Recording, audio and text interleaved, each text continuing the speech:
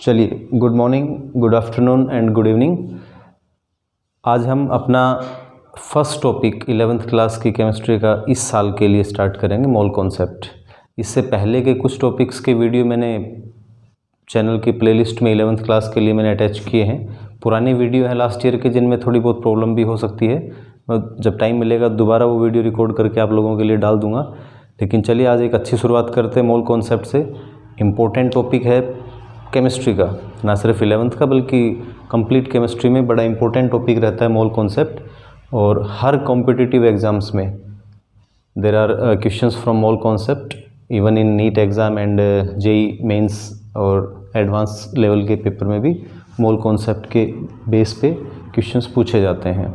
ठीक है, तो मोल कॉन्सेप्ट क्या है, क्या यूज़ है इसका और क्यों इसकी ज़रूरत पड़ी, किस प्रकार इसको यूज़ करते हैं।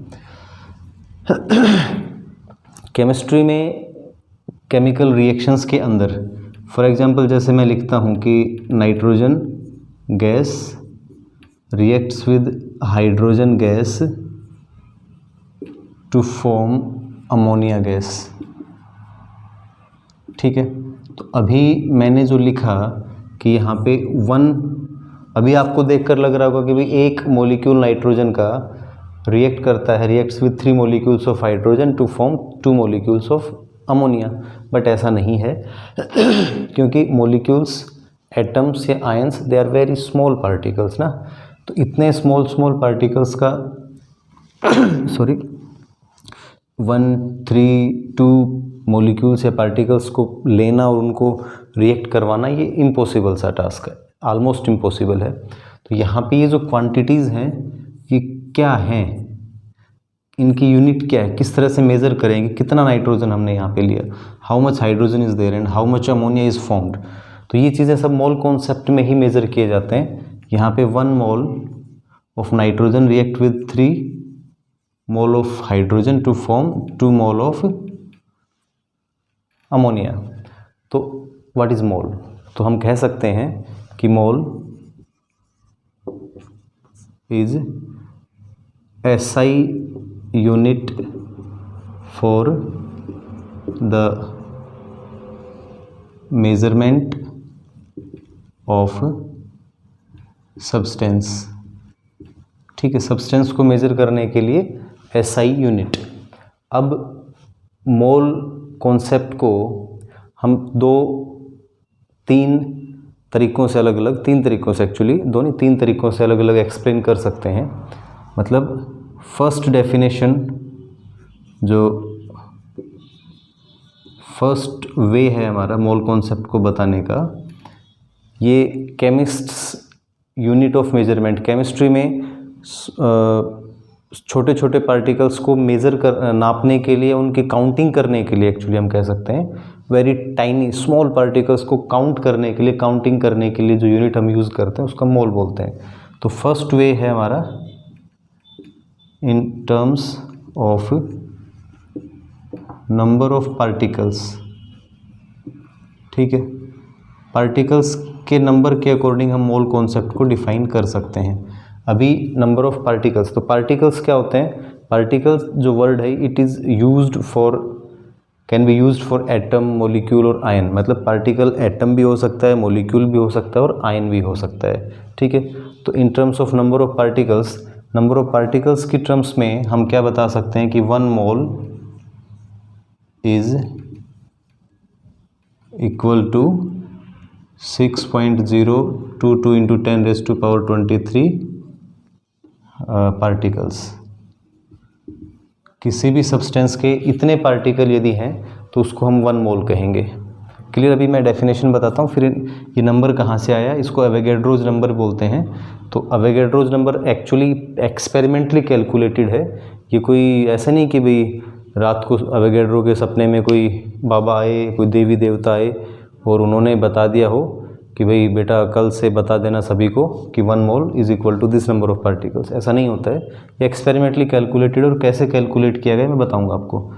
सेकंड जो इसकी डेफिनेशन हम बता सकते हैं वो हम बता सकते हैं इन टर्म्स ऑफ मास। बहुत इंपॉर्टेंट है ये सारी चीज़ें, आपको दिमाग में रहनी चाहिए हमेशा। तो मास के अकॉर्डिंग 1 मोल कितना होता है, तो यहाँ पे हम बताएंगे कि 1 mole of any substance is equal to, किसके बराबर होगा भाई 1 मोल किसी भी सब्सटेंस का, is equal to gram atomic mass यदि वो एलिमेंट है तो, या फिर ग्राम मोलिकुलर मास यदि वो कंपाउंड है तो, या फिर gram formula mass if it is a ionic compound. ठीक है भाई, ग्राम एटॉमिक मास, ग्राम मोलिकुलर मास या ग्राम फॉर्मूला मास, ये एलिमेंट के लिए यूज़ करेंगे, किसके लिए, एलिमेंट के लिए, ये कंपाउंड के लिए, कोवेलेंट कंपाउंड हम कह सकते हैं, कोवेलेंट कंपाउंड है तो ये वाला आयोनिक कंपाउंड्स के केस में हम इसको ऐसे बोलेंगे। चलिए तो थर्ड डेफिनेशन पे चलते हैं, इन टर्म्स ऑफ वॉल्यूम। ठीक है भाई, इन टर्म्स ऑफ वॉल्यूम, तो वॉल्यूम की टर्म्स में मोल कितना होगा, 1 मोल कितना होगा, तो 1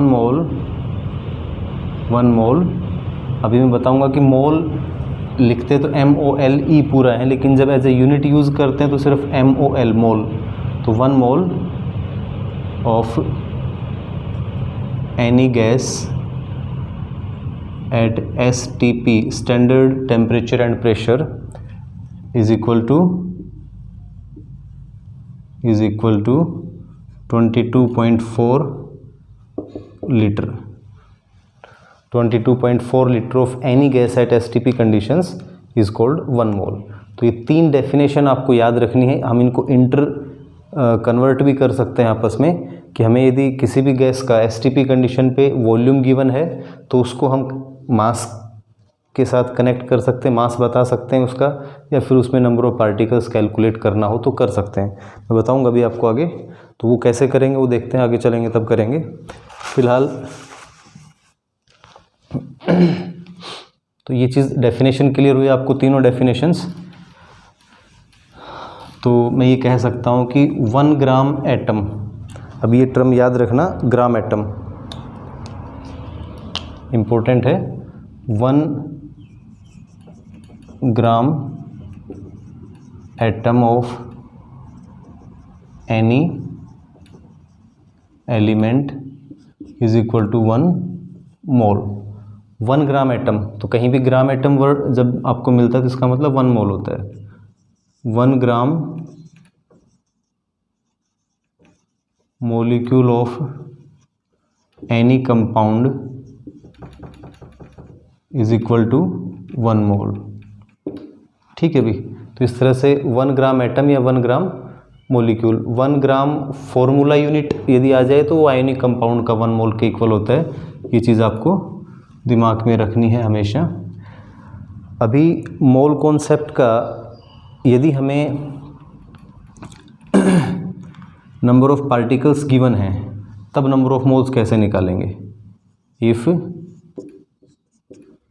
नंबर ऑफ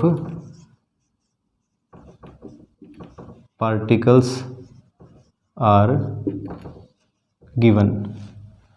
ठीक है, तब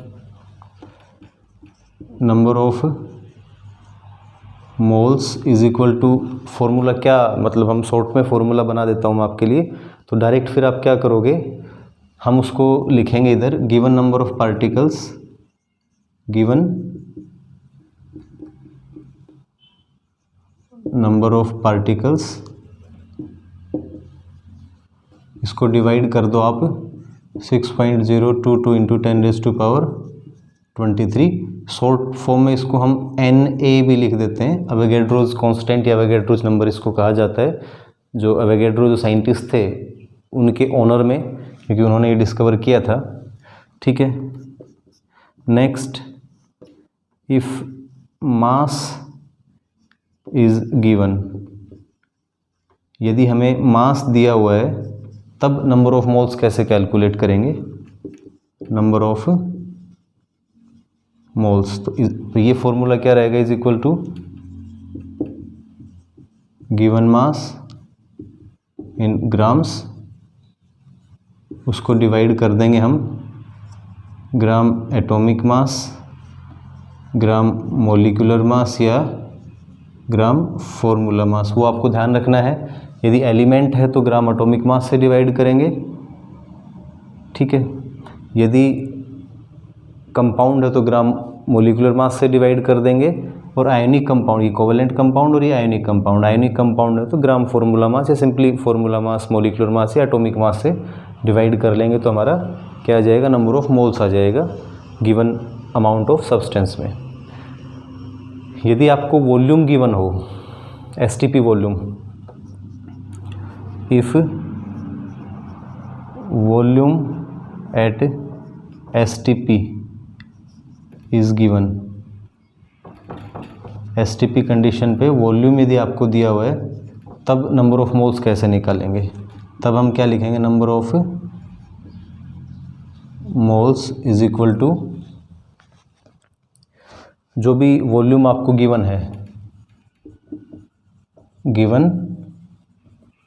वॉल्यूम उसको डिवाइड कर दो आप 22.4 से डिवाइड कर देंगे, तो हमारे पास गैस का उस गिवन वॉल्यूम में नंबर ऑफ मोल्स आ जाएगा। ठीक है बेटा, तो आप लोग सभी इन फॉर्मूलेज़ को लर्न करेंगे, ध्यान रखेंगे। इसके बेस पे कुछ क्वेश्चंस भी मैं आपको करवाऊंगा। अभी क्वेश्चन ये आता है कि भाई जो नंबर है एवोगैड्रोस कांस्टेंट 6.022 × 10⁻23, ये कैसे कैलकुलेट किया गया है ना। तो अभी देखिए, ये जो हम एटॉमिक मास के लिए स्टैंडर्ड मानते हैं किसको, कार्बन को, तो कार्बन 12 के एक एटम का मास हमें पता है, mass of 1 atom of C12 is कितना होता है अभी, 1.99 × 10⁻23 ग्राम। कार्बन 12 जो आइसोटोप है, कार्बन 12 जो आइसोटोप है, उसके एक एटम का मास इतना होता है। Mass of 1 atom of carbon 12 is 30 ग्राम। अब यदि हम उसके जो ग्राम एटॉमिक मास है, ग्राम atomic mass of C12 is, ये कितना है, 12 ग्राम, ठीक है ना। तो हम कार्बन 12 के 12 ग्राम में नंबर ऑफ एटम्स कैलकुलेट करें। डेफिनेशन मोल कॉन्सेप्ट की क्या आती है, मोल को हम डिफाइन करें, 1 मोल को, तो कैसे डिफाइन करेंगे कि 1 mole is equal to, 1 mole is equal to number of particles in 12 gram of C12। 1 mole is equal to number of particles in 12 gram of C12। Carbon 12 isotope के 12 ग्राम में जितने number of particles हैं, particles की जगह यहाँ पे हम number of atoms भी कह सकते हैं, इज कॉल्ड 1 मोल। तो अभी कैलकुलेट करके देखा जाए यदि, तो हम क्या लिख सकते हैं भाई, 12 टोटल मास है ना, डिवाइडेड बाय ये ग्राम है, 1.99 × 10⁻23 ग्राम। तो ये कितना आता है, देखो ये 12 है और ये अपॉन में नियरली 2 है, तो 2 से थोड़ा सा कम है, तो इसका मतलब यदि एग्जैक्ट 2 होता तो 6 आता है, उससे डिवाइड करते तो ये है ना। अभी उससे थोड़ा सा कम है तो 6 से कुछ वैल्यू ज़्यादा आ जाएगी। वैसे तो ये एग्जैक्ट नंबर है, बट मैं एक ट्रिक बता रहा हूँ। तो इस तरह से, और 10⁻23 जब ऊपर जाएगा तो प्लस का 23, तो ये एक नंबर आया जिसको हम बोलते हैं अवोगैड्रोस नंबर या कांस्टेंट, और इसको Na या सिंपली कुछ लोग Na से रिप्रेजेंट कर देते हैं, कुछ लोग इसको N लिख देते हैं। तो आपको ध्यान रखना है, दिस इज अवोगैड्रोस कांस्टेंट और अवोगैड्रोस नंबर, ठीक है। अभी कुछ क्वेश्चंस में लेता हूँ। तो ये एक इस वीडियो में सिर्फ मोल कॉन्सेप्ट के बारे में बात की मैंने।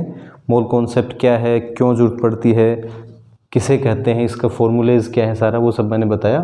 मोल केमिस्ट्री वालों के लिए, केमिस्ट्स जिसको हम बोलते हैं, उनका एक मेज़रमेंट की यूनिट है।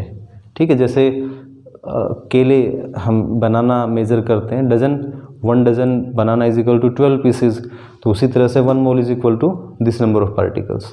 तो आसान है, टेंशन लेने की ज़रूरत नहीं है। ठीक है, तो लगे रहिए, क्योंकि कहते हैं the practice makes the man better. मैं हमेशा एक जो लाइन है उससे हट के बात करता हूँ, तो practice makes the man better, क्योंकि मेरा मानना है कि परफेक्ट कोई नहीं है, लेकिन यदि प्रैक्टिस करते रहेंगे तो हम बेटर ज़रूर बनेंगे। चलिए, एक अलग वीडियो मैं और डालूंगा इसके बाद, जिसमें सिर्फ हम कुछ न्यूमेरिकल्स, इंपॉर्टेंट न्यूमेरिकल्स डिस्कस करेंगे मोल कॉन्सेप्ट के इसके बाद। तो देखना ना भूलें अगले वीडियो को, और इस वीडियो को भी, और लाइक करें, सब्सक्राइब करें।